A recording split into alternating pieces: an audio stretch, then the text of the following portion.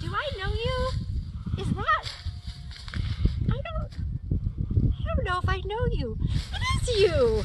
Oh, I haven't seen you in so long. I almost didn't recognize you. Welcome to my desert island. Sending you a message from my desert island to your desert island because we're still on our desert islands, aren't we? I wanted to talk to you guys this week about recognizing people. Sometimes think about a time when you might have seen somebody that you did know, but then you really didn't recognize them. And it took a second. And then all of a sudden your eyes shifted and you thought, I do know them. That's exactly what happened to two of Jesus' followers when they were walking along a road right after he died. Because, now we're in the Easter season after Jesus' death and resurrection. So these guys were walking along and they were sad and they were confused and they were talking about all the things that happened. I'm going to read to you from Luke 24. Listen.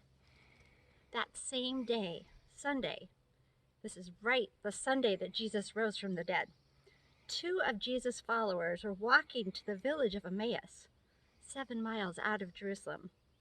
As they walked along, they were talking about Jesus' death, when suddenly Jesus himself came along and joined them.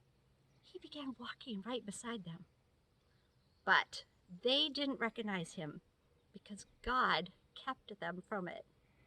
You seem to be in a deep discussion about something, Jesus said. What are you so concerned about? They stopped short, sadness written across their faces. One of them, Cleopas, replied, You must be the only person in Jerusalem who hasn't heard about the terrible things that happened there last week. What things? Jesus asked. These guys were so sad and so confused. They had thought they were telling Jesus after he asked this, they still didn't know who he was. They told him that their friend Jesus had died. They thought Jesus was going to be the king. They thought things were going to work out so differently. And they didn't know what to do now. Nothing had worked out. They were so sad and so disappointed and so confused. And you know what Jesus did? Jesus answered them with scripture. He quoted passages from the Old Testament about who he was. He told them all kinds of comforting things that they hadn't thought about. And then they got to Emmaus. They sat down to have dinner together.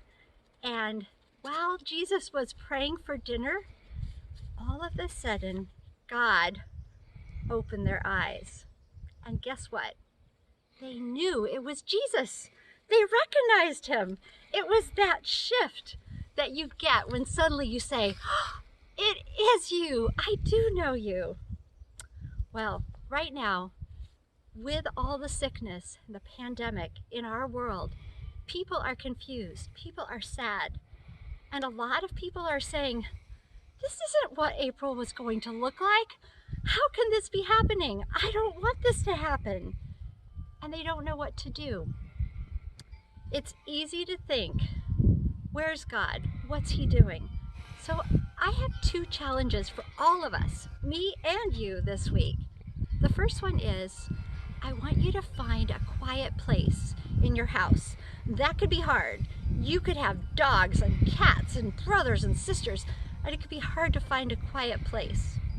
But each of us, let's find a quiet place and let's sit down and pray alone.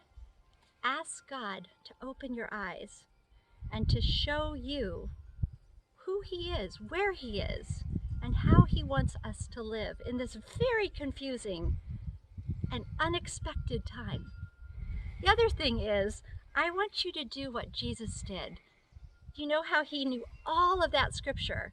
I challenge you to memorize from the Bible. Pick a verse that you really like. Sit down with it and really learn it. You guys have great brains for memorizing at this age. When I was 16, I memorized all the book of John. So I know that you can do a lot of memorizing.